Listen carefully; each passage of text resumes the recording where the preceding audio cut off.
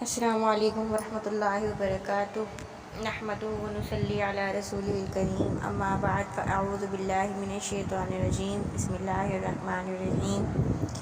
آج کا ہمارا سبق ہے سورۃ المرسلات۔ والمرسلات عرفا، قسم ہے چلتی ہواؤں کی دل کو خوش کرنے والی۔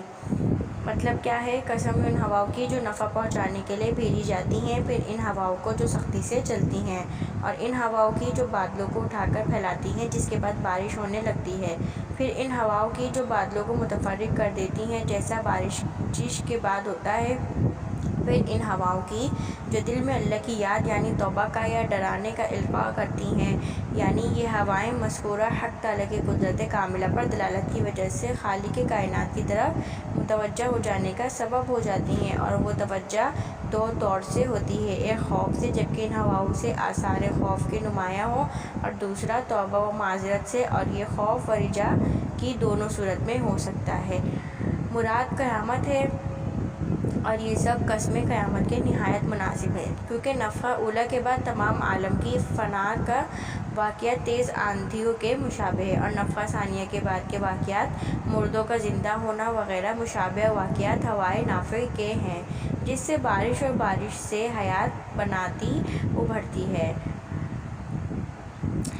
جب ستارے بے نور ہوئیں گے، اور جب آسمان پھٹ جائیں گے، اور جب پہاڑ اڑتے پھریں گے، اور جب سب پیغمبر وقت معین پر جمع کیے جائیں گے۔ فالعاصفات عصفا، پھر جھونکا دینے والیوں کی زور سے۔ والناشرات نشرا، بادل اٹھا کر لانے والوں ہواؤں کی قسم پھیلانے والی۔ فالفارقات فرقا، پھر پھاڑنے والیوں کی بانٹ کر۔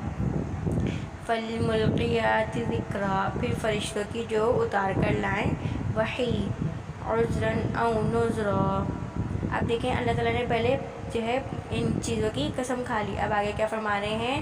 عذرا او نذرا، الزام اتارنے کو یا ڈر سنانے کو۔ فالملقیات ذکرا، ان سے متعلق ہے کہ یہ ذکر اور وحی انبیاء علیہ السلام پر اس لیے نازل کی جائے گی کہ وہ اہل حق مومنین کے لیے ان کی کوتاہیوں سے معذرت کا سبب بنے، اور اہل باطل کفار کے لیے نذیر اور عذاب سے ڈرانے والا ثابت ہو۔ ہواؤں یا فرشتوں یا دونوں کی قسم کھا کر حق تعالیٰ نے فرمایا انما توعدون لواقع، یعنی تم سے جس قیامت اور حساب و کتاب، اجزا و سزا کا وعدہ بذریعہ انبیاء کیا جا رہا ہے، وہ ضرور پورا اور واقع ہو کر رہے گا۔ انما توعدون لواقع، بے شک جو تمہیں وعدہ دیا جاتا ہے ضرور ہونے والا ہے۔ فاذا النجوم طمست، پس جب ستارے مٹائے جائیں یعنی بے نور ہو جائیں۔ واذا السماء فرجت، اور جب آسمان پھٹ جائیں۔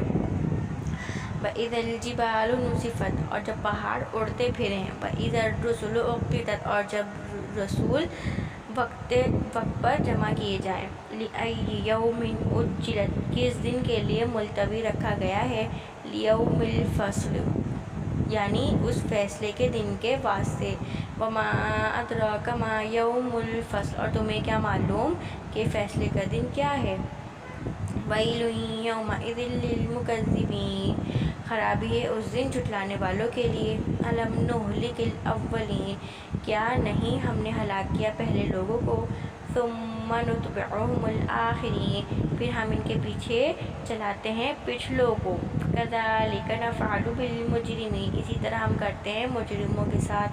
ویل یومئذ للمکذبین، خرابی ہے اس دن جھٹلانے والوں کے لیے۔ الم نخلقکم من ماء مہین، کیا ہم نے نہیں پیدا کیا تمہیں حقیر پانی سے یعنی ایک بے قدر پانی سے۔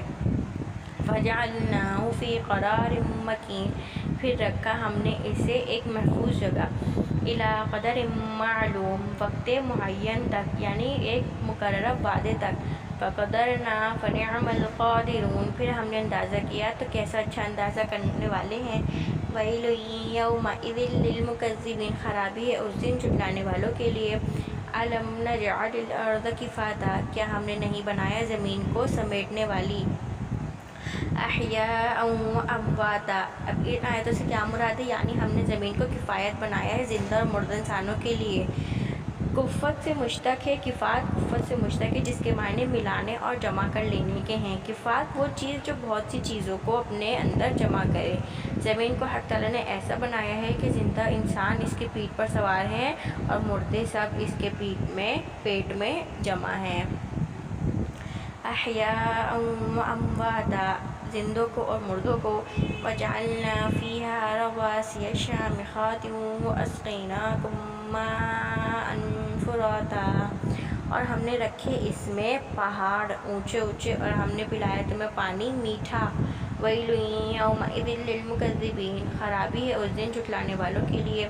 انطلقوا الی ما کنتم بہ تکذبون، تو تم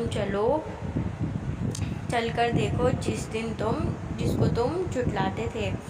انطلقوا الی ظل ذی ثلاث شعب، تم چلو سائے کی طرف جس کی 3 پھاکیں یعنی شاخیں ہیں۔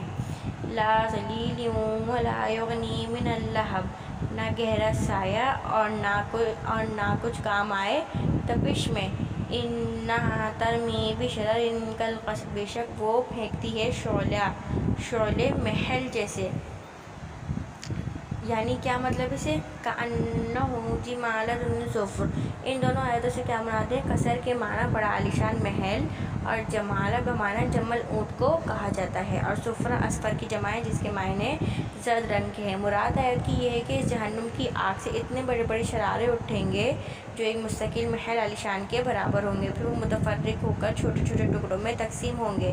وہ ٹکڑے زرد اونٹوں کے برابر ہوں گے، اور بعض حضرات نے اس جگہ صفر کا ترجمہ سیاہ کیا ہے۔ کأنہ جمالۃ صفر، گویا اونٹ، زرد اونٹ۔ ویل یومئذ للمکذبین، خرابی ہے اس دن جھٹلانے والوں کے لیے۔ ھذا یوم لا ینطقون، یعنی اس دن میں کوئی بول نہ سکے گا اور نہ کسی کو اپنے ہوئے عمل کا عذر پیش کرنے کی اجازت ہوگی۔ ولا یؤذن لہم فیعتذرون، اور نہ اجازت دی جائے گی انہیں کہ وہ عذر خواہی کریں۔